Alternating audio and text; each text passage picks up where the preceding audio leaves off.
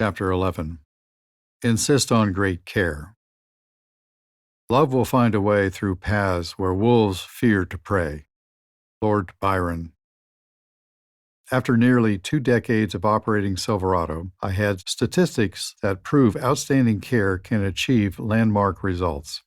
By the end of 2015, over 6,000 memory-impaired people who couldn't walk when they arrived at Silverado had begun to walk again.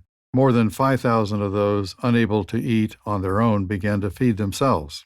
Silverado doesn't keep these records for bragging rights. From the beginning, our intention has been to raise the quality of care and quality of life for the memory impaired, not just at Silverado, but around the globe.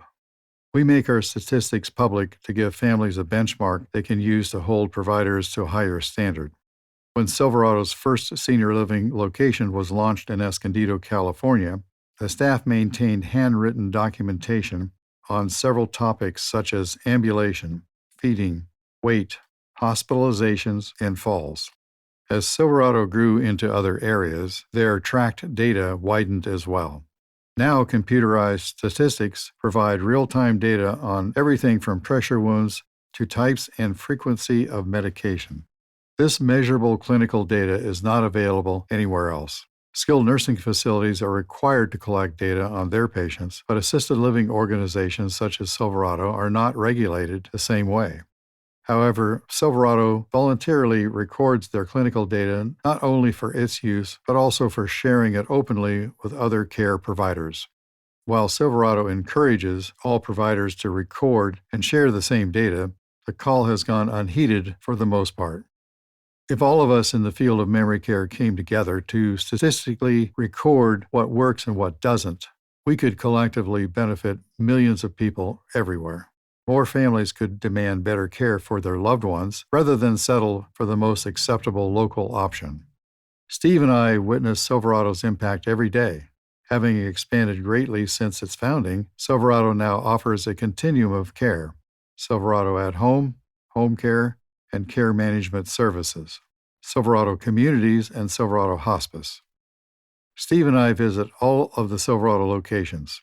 It's not uncommon to see me chatting with a gentleman in the bistro of one of the communities or Steve walking arm in arm with a lady on a flowered path outside. We have never lost the exhilaration that comes from seeing a life change for the better. At the foundation of Silverado's practices is an emotion that is sorely lacking in healthcare today. That emotion is love.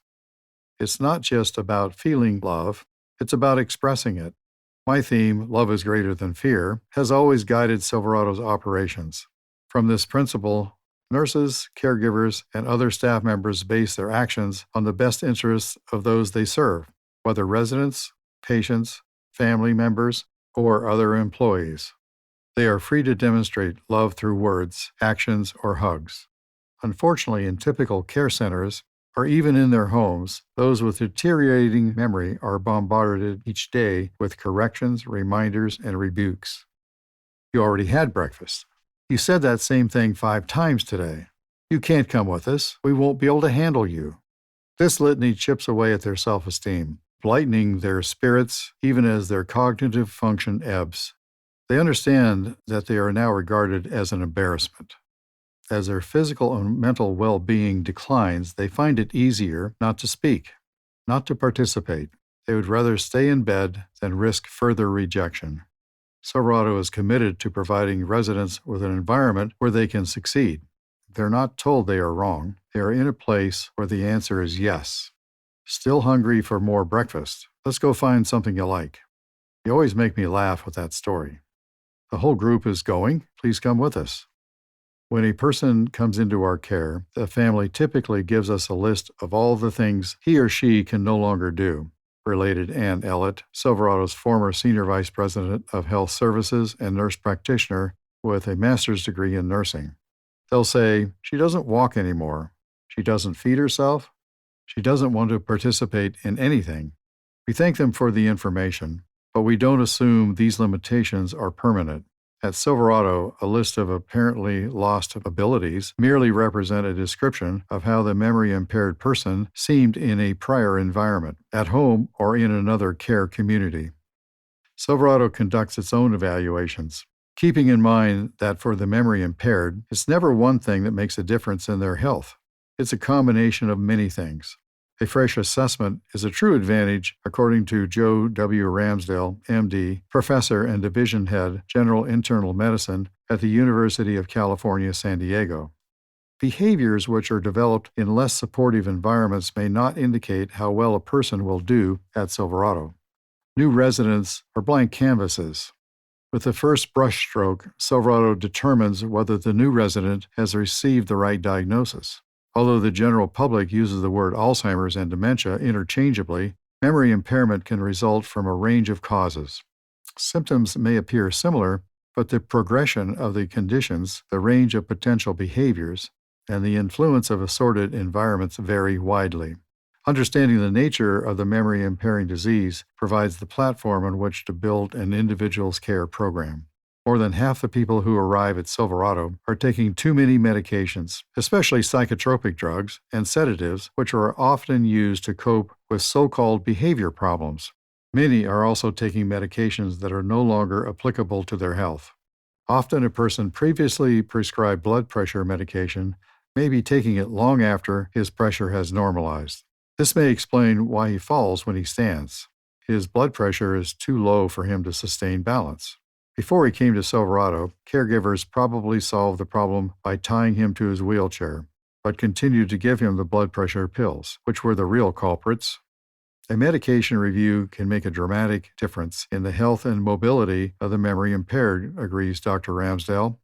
By reducing the number and quantity of medications their residents take each day, Silverado's rate of fractures from falls drops below the national average. Silverado assumes that everyone in its care is prone to falling. However, restraining them to wheelchairs and beds doesn't solve the problem or benefit overall health. Silverado never uses restraints of any kind, physical or pharmaceutical. Believing such limitations deny the individual his or her rights. Human beings should have the opportunity to take risks. There is more dignity in risk than there is in being tied to a wheelchair. Sometimes family members resist Silverado's practice of liberating their loved ones from restraints. The prospect of a fall naturally frightens them. Invariably, they come to understand and celebrate the residents' restored dignity and the ability to be active and independent. Silverado believes everyone can benefit from physical therapy. As a result, new residents are evaluated and placed on a physical therapy program as appropriate.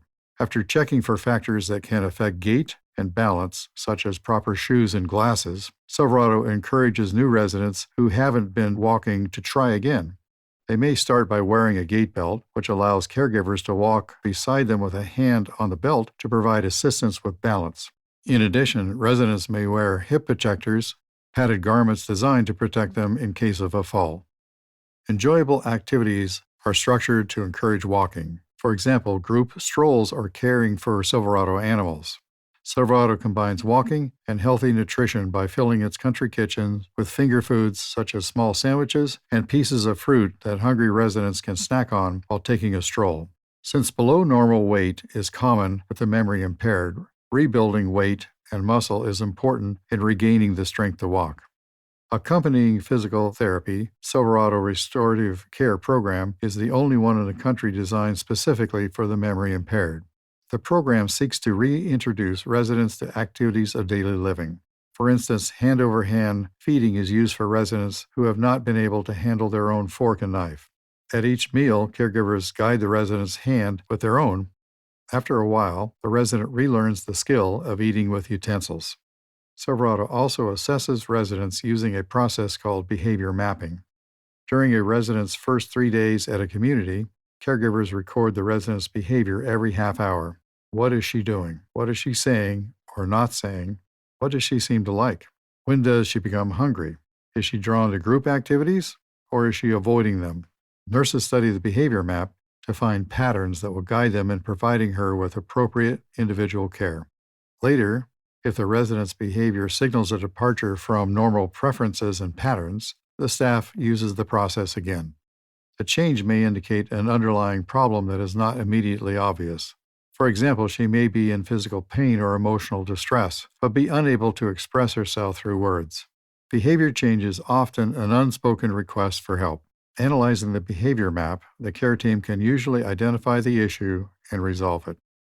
According to Dr. Ramsdale, a number of approaches that Silverado piloted have since been adopted by other care organizations, and the overall level of memory care in the country is starting to improve.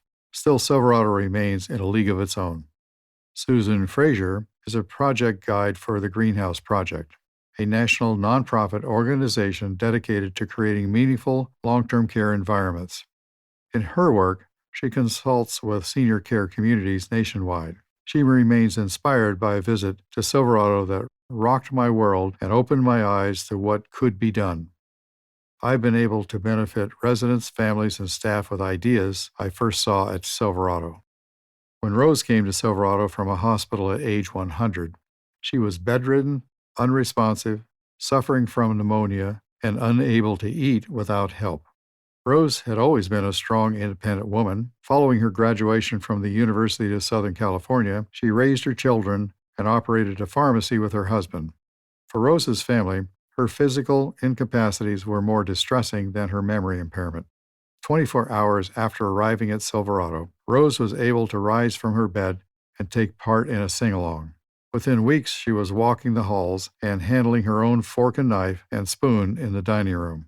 Then, to everyone's surprise, she went on to win the baseball throw competition at the local Senior Olympics. My mother participates in activities from 8 in the morning until 8 at night, her daughter, Dr. Janie Williams, declared. She sings, she cooks, she participates in travel club, and she goes on outings. Once or twice, I've asked her if she would like to take a nap during the day, and she never wants to. She is living her life, loving her life. Anyone who has experienced the anguish of a loved one's progressive memory impairment can understand how Rose's vibrancy has brought joy to her family. It's been wonderful, Dr. Williams affirmed. Silverado enables us to enjoy doing things together again. Rodney was a man of the cloth. For decades, he tenderly ministered to those in his flock during their most important moments. His grace and compassion made a wedding's joy even brighter, and the sorrow of a memorial service more bearable. No one would have guessed this about Rodney, seeing him the day he was rolled into Silverado on a gurney. He wore a hospital gown stained with food. A sticky, dark substance smeared his face. Fearing it was blood, Silverado caregivers who gathered around him as he entered the front door discovered it was chocolate pudding, never wiped from his mouth and cheeks after an attempt to feed him. Staff at the nursing home where he'd been living had tied down his hands and feet.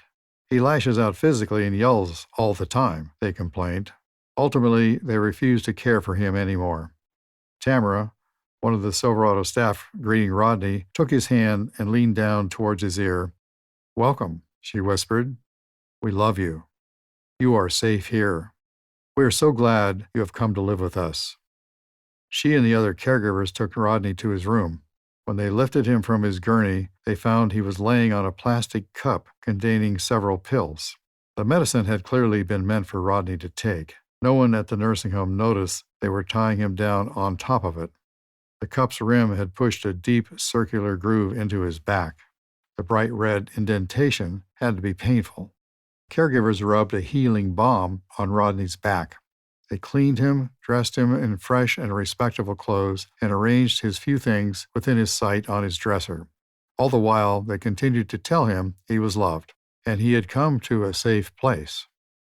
Rodney was near the end of his time on Earth. He no longer possessed the ability to speak. Those around him at Silverado remember him as an exceptionally peaceful man. He never raised a hand, never kicked, and never cried out. His expression was often contemplative, radiating a spirituality that made words unnecessary. Silverado gave Rodney what he had given so many others during his life: a warm welcome, compassion, safety, love.